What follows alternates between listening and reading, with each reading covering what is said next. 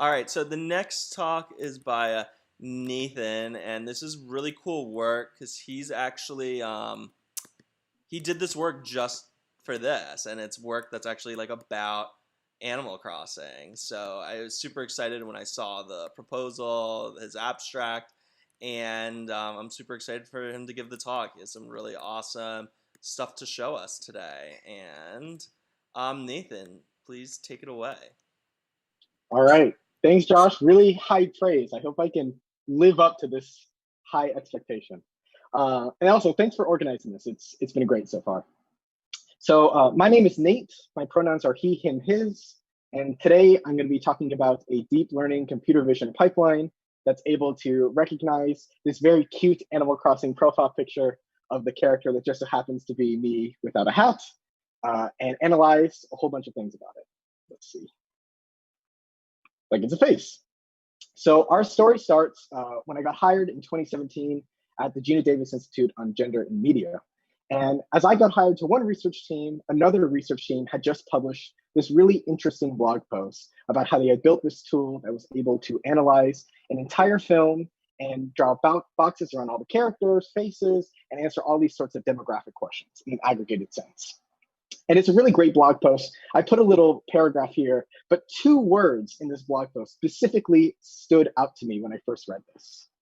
And that was right here, non-animated films. Turns out that this software was not able to actually analyze any films that had any sort of animated elements. And so when we look at the highest grossing films of 2019, that means at least 3 of these are going to be cut out for being completely animated. And the other 6 of them are going to be cut out because they feature animated characters like Thanos and Endgame, which means only Joker is the film that could be completely analyzed by this software. And this seems to be a really important design decision. And when I talked to the researchers about why they ended up making this decision, they told me that analyzing animated content is impossible, and a model just cannot generalize to new animated styles. And to even try to build something close to doing this, we need at least 2 million labeled images, which is a ton of data. And still, 3 years later, this quote sort of haunts me. Is it possible to actually analyze animated content? And today, I think I'm really excited to announce I've removed 2 characters from this quote, and I'm really excited to say it is indeed possible. But to do this, we have to make really conscious decisions about building the most generalizable model possible, and a lot of that comes down to the data. Now, as data scientists, I'm sure we can agree that data collection is often the most work of any side project. It's where many of my side projects have gone to die because collecting and labeling data is a very tedious process. And so the first thing I wanted to do was try to find a publicly available data set where I could just pull the data down and train a model with and start writing code day one. And the first thing I found was this data set. It's called Cartoon Set. It seems to be really great on the surface. There's a lot of data points. There's a lot of faces with different sorts of shapes and styles. This might have been a good choice, but maybe not for animation, because the truth is, the secret truth is that deep learning models are actually not very smart. So imagine we trained a deep learning model on this sort of data. So we can train it what a human is, and we can train it what an animal is, and we could train it on a whole bunch of data that's very similar to this. And eventually, it might get really, really good at predicting this sort of data. It'll recognize humans automatically and what animals are with complete ease, and our validation metrics will be through the roof. And we might think we've solved this impossible problem. But actually digging down into what the algorithm is doing, which is a little bit scary for deep learning models, but necessary, is we find that the model might think that all faces have to be facing the front and have these white, very clean backgrounds, which might not really be true of all our data. In fact, most of the data we might expect to see in the real world is not going to be this clean. So take this example of Mr. Krabs' daughter, Pearl, from SpongeBob, who has a single eye and a very large nose, if you can call it that, and an open mouth, and the model will just have no idea what this is. Because when we really dig down deep, we see that these left faces are really clean-cut, idealized versions of faces, but they don't match up to the real world where you can get an animated balloon and you can Sharpie a face on it, and that's the character, or have a frog looking sideways up in a medical examination room. or a man with oranges on his head, these are all valid character faces in the real world that our deep learning model would never be able to pick up on this sort of data. So I thought it was really useful to actually train the model on data that I hoped it would generalize well to. And that meant labeling a lot of my own data through popular children's and adult animated shows that had kind of interesting, diverse animation styles. Things like Apple and Onion, which is a show about a walking and talking apple and onion, to SpongeBob, which we've just talked about, has very weird characters, to, I think, the weirdest animation style of all, The Amazing World of Gumball, which is just crazy. In fact, I did a whole bunch of shows with very diverse, different animation styles. So these are all the shows I labeled for this data set. And it took many, many, many hours, but I ended up with a data set of about 3,500 hand-labeled faces. And for each of these faces, I not only drew a bounding box around where the image was, or where the face was in the image, but I also answered 4 classification questions that I hope to train models with. And these questions were animation style, whether it was computer generated or 2D, the category of the character, human, animal, or other, the hair color, and then if there was a human character, the skin tone on a 5-point scale that I adapted from Google. And so with this, I had data, I was ready to train some models, I thought I was good to go, but not quite. Because before you can even write a line of code, you have to really rethink the model. So let's look at an example from a classic film, Frozen 2. So imagine we're trying to collect this data from Frozen 2, and we want to go first with the character category. And so we might end up drawing these bounding boxes and labeling all the data for humans and animals and others. We do this for 3,500 faces, and then we take this data and we train a model with it. And that model might actually learn really useful generalizations about this data. So from the data alone, it might learn human faces have hair, which is mostly true. Animal faces have fur, which is mostly true. And maybe in the case of Olaf being other, non-human and non-animal, he has no face or no hair and no fur. That's all really valid, great conclusions we want our model to learn. So then imagine we do this process again, this time for hair color. So we label yellow hair, brown hair, bald, other, and so on. And again, we use this data and we train a deep learning model to predict hair color. And again, it learns really useful things that would be important towards this prediction task. And then imagine we do this again and again and again for each one of the tasks that we want our model to train. And for each of the data sets we collect, we make entirely separate models. So we have maybe one for animation style, one for hair color, one for skin tone, one for the category, so on and so forth. And all of these are going to be trained separately. This is called the single task model architecture. And for a lot of deep learning algorithms and projects, this works surprisingly well. But maybe not for animation, because there's a really big problem with training using this architecture.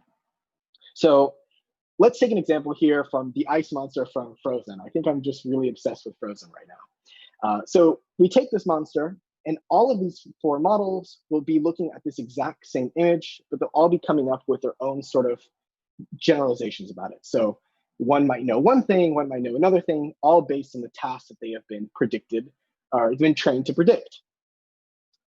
The problem is right here that all of these models look at the same image, they know separate things, but their knowledge gaps are actually completely region locked. They don't share any other information that model might know with any other model. And we can see this might be a problem with an example like the blue model might be trained to look at hair color. And it might have really gotten good at hair color to the point where it learns it only needs to look at the top of the head, because at the top of the head is usually where hair goes. But imagine we feed it a character who might be bald and have sideburns, and that sideburns show the hair color and not the top of the head. And so the blue model might be really dangerously close to predicting the character is bald. But the purple model might be looking at data on the side of the face, or it might consider the whole face. And the purple model sees and understands the hair color on the sideburns. And if the blue model had that information, it could actually avoid misclassifying the character. And we can imagine these dependencies with the yellow and the green model, and the yellow and the purple and the green. In fact, I think it's a pretty fair generalization to say that all of these models would perform better if they had more information about the face. Ideally, we want to take this Venn diagram that's completely separate and merge it into the single beautiful Venn diagram, where every model is able to share information before making a decision. And so what we're able to do is take the single task model architecture and we can just knock it down. It's not going to work for this task. Instead, what we're going to need to consider is something called the multitask model. And basically, it expands the single task model by prepending a shared core network in front of it. And this shared core network is almost like the parent of a family of 4 task head children. And any good parent will know that all your children will want different things, but you're going to have to really prioritize what each child can do and try to find the best compromise so that every child can succeed. And in this case, that's kind of what the shared network does. It takes an image and it generates this really meaningful vector of numbers for each image. And that's called an embedding. And it sends that embedding or that vector of numbers to each of the task sets. So each of the task sets will get the same set of numbers for every image, but it's their job to use those numbers and add on some meaningful information from it to try to predict their task. So multitask models, it's really great, and there's a ton of benefits to them that I'm going to talk about real quick. The first is that we only need a single model to do all of our prediction tasks instead of many models. So we can think about many models like ResNets and Inceptions. They're often very big models, and maintaining the model, especially when there's a new PyTorch or TensorFlow version, is definitely a pain, and a single model is a lot better. It's a lot easier. Of course, as I mentioned before, tasks can share information, which is really great.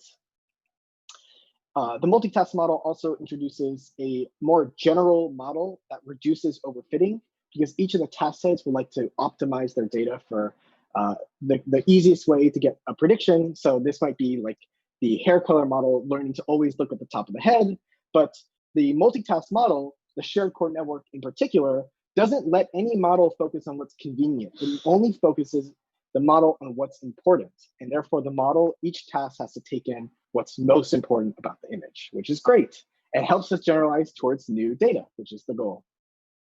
Of course, we're also able to generate really meaningful embeddings from the core network. And I'm going to go on a bit of a tangent here, but with no added cost, completely for free, a side effect of this is that our core network is so strong in generating these really meaningful vectors of numbers for each image that if we fed it a video, so in this case, an Animal Crossing video, we cropped out all the faces and we told the shared core network to find us similar faces to this using something like cosine similarity, we get an output like this. And this is an actual output from a model I trained. So you can see here the seed image on the top of our character. Despite changes in background, the model understands that they're very visually similar.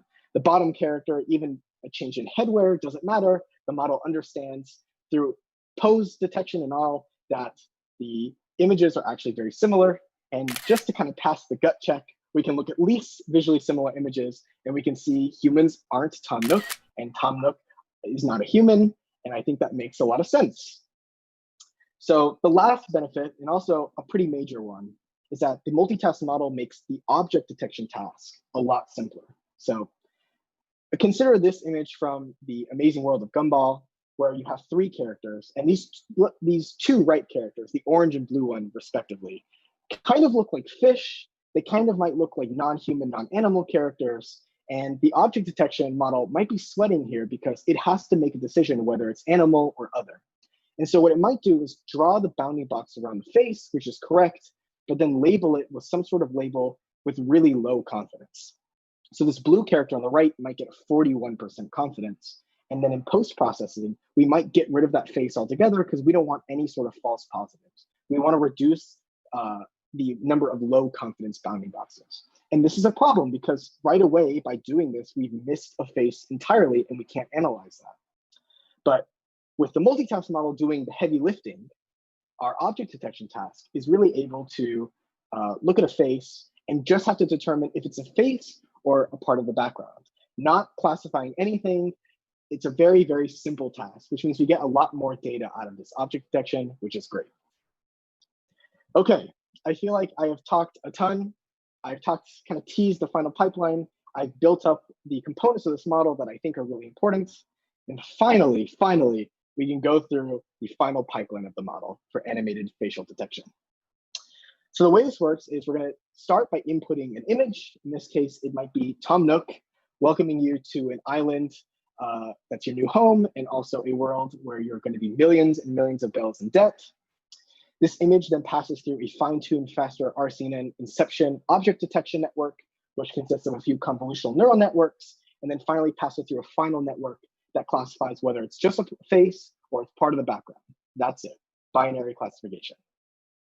And then we might end up with a bounding box like this, cropped around Tom Nook's face, with a label saying it's a face, which is great. We're then going to crop that face so it's just the area inside the bounding box.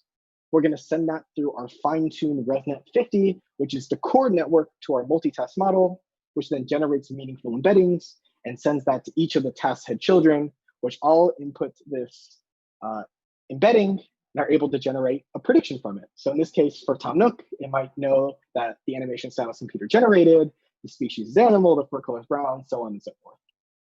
And so looking at the results based on an 85-15 random train test split on all the training data I showed you earlier of those shows, we can see that face detection mean average precision is 0.55, which doesn't sound great, but believe me when I say object detection metrics are really, really brutal. And so when we look at the 0.5 intersection over union, which is in that image below the second box, where the predicted box and the actual box are sort of overlapping, we can see our metric rises to about 0.89, which is actually really great. It's something to definitely be proud of here. When we look at the multitask model, this is accuracy, so it's a lot less math. It's easier to understand as humans. The animation style, the model is actually able to get fairly well with almost 100% accuracy, which is great. It's only a binary question. Character category, about 92% accuracy. And even though hair and fur color and skin tone had a lot of options, it was able to get about 85 and 80% respectively, which is really great. But none of this matters unless we're playing, we can analyze this model on a never before seen animation style. And so, Josh, if you didn't play that video, I actually ran the model on something that's very fitting to this conference, which is an Animal Crossing video. So the model has not seen this animation style before. Awesome, thank you. So the model hasn't seen this animation style at all before. I trained it with only TV shows. And so the fact that it's able to pick up on all of these characters, these cute villagers that are facing all sorts of different directions, all the Nooklings, these are what we would consider very non-traditional characters. And yet the model picks it up just fine. In fact, all these characters running around, the model fully understands that these are all valid faces, and it's a little hard to see, but they're actually with really high confidence metrics, which are really great.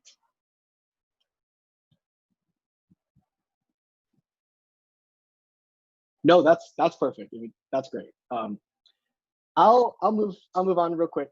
So I ran these faces that the model detected. I cropped them. I took a screenshot every quarter of a second and ran it through the multitask model, and then compared it to what I would consider the correct answer. And we can see the animation style it got was computer generated with pretty high confidence.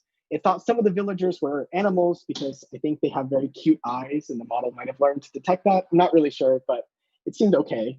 But the important thing to note is that hair and fur color and skin tone accuracy is relatively unchanged from this, a new animation style, to the content that I showed it during training and testing, which is proof that this model is actually able to generalize to new animation styles, which is really, really exciting. And so with this tool, we can do tons of really great things like copyright detection of animated faces in unauthorized content. We can enhance image search of animated characters. We can improve screen reader output by analyzing all the different attributes about a character and display this or explain this using audio for visually impaired, and so on and so forth. There's a ton of benefits to this sort of pipeline. And so wrapping up here, I know I'm a little bit out of time. I took this 2017 idea that was thought to be impossible and ended up making it actually really possible with only a fraction of the images, 3,500 images instead of 2 million. So I work at ShopRunner. We just open sourced the multitask model framework that we use in production. It's called Octopod. Just for fun, it's an animated sticker. I ran this through the model, and I'm actually very happy it got it completely right. It not only got all the faces, but understood these octopi were animals. Uh, is this completely open source? I highly encourage you. You should use it. It took me an hour to get all set up with the code. It's really great. I might be biased. I'm going to be open sourcing all my code and the data I've talked about here at my GitHub. I want to really quickly thank my partner, Jenna, for helping label so much of this data and not complaining too much. And my coworker / friend, Michael, who actually pushed me to finish this talk and help co-create Octopod, which is really great. So I'll leave my conclusion slide up during the Q&A, but thank you so much for listening to my presentation. It's been an honor. My video off? Oh, okay. All right, and thanks for the talk. That was an awesome talk, and it was Cool. really cool to see. If there's any questions I can take them. Yeah, that was a great talk. It was really cool to see. Let me turn your slideshow off. It's a great talk. Does anybody have questions? Do any of you guys in the Zoom room have questions? I know you're all computer vision experts, so if you guys want to have a conversation about that last talk, feel free. Do we ask now? Yeah. Okay, cool. Yeah, great talk. First question was, I mean, is it legal to kind of do this? Basically kind of take these Disney or these animated videos and draw a bounding box. The reason why I ask is like, I had kind of similar idea, and I'm hoping that, basically I won't get into trouble if I even try this out. Did you kind of ascertain that it's actually like a legally valid process to do this? I hope. I purchased all the content. I'm not making any money off of it. I'm not profiting. Right. There might be an issue, maybe open sourcing some of the data if this is illegal, but I'll take it down. But I think it's probably okay. I don't think I'm breaking any laws. If I am, I don't mean to. Got it. Okay. Yeah, the second question was, there's been some work on the shape versus texture bias that CNNs specifically suffered from, which is why you can kind of do these texture doping attacks and stuff like that. And there were some techniques used to kind of get the CNNs to focus more on the shape of the objects they're trying to detect or classify, rather than the color content or the textual content. I was wondering if you tried out any of these techniques. I have not. This is pretty interesting. I'll look into it, but I haven't tried any of that. I think I mostly relied on just fine tuning some of these convolutional neural networks and kind of hoping that the deep learning model would be able to generalize from the data. I'll look into this. It sounds really interesting. Yeah. Maybe I can improve this even more. Yeah, indeed. And in the similar vein, I think there's been a spurt of research on trying to find good confidence scores for face detection, because one of the failings of these YOLO or like these mask CNN type of approaches is that the detectors seem to do really bad on the corner of the images. And this is actually where, especially if you're trying to think of a self-driving car scenario, it becomes extremely important, because that is when the person is just about coming in through the edges of the image. He's just about entering the frame of measurement, and you want your classifier to be sensitive enough. So there are these very interesting packages like netcal, which basically take the softmax score, because softmax score is not really a confidence score. It's just a kind of a pseudo probability number that's masquerading around there as a probability score.